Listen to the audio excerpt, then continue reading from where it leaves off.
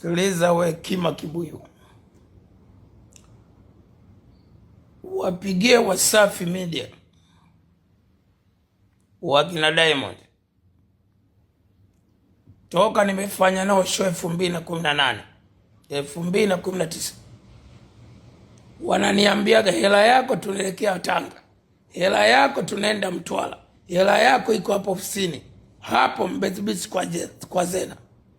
Alafu na mimi hapo kipindi hicho naishi Mbezi Beach karibu na mkuu wa majeshi mstaafu Mwamyanga.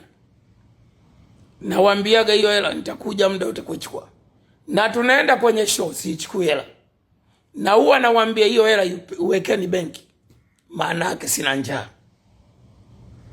Waulize miaka 30 ya Bongo Flava akina Madiu akina Fidikiu, kama mimi na kihelele cha kuomba hela, na mpaka tumetoka Mwanza mpaka tuko hapa, hela ya Mwanza sijawapigia hata simu. Ni hela yangu wanayo na hawezi kunizulumu.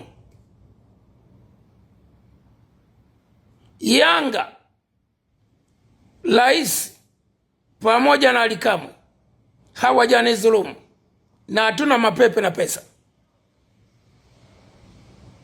na bado show zinaendelea. Mimi ni mamba.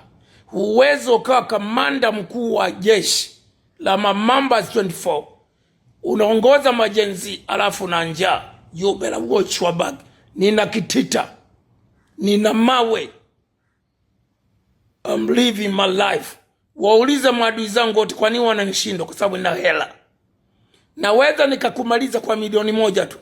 You better watch your back, motherfucking bomb clat. Hypocrite, chichi man. This is Mamba 24, we live your life.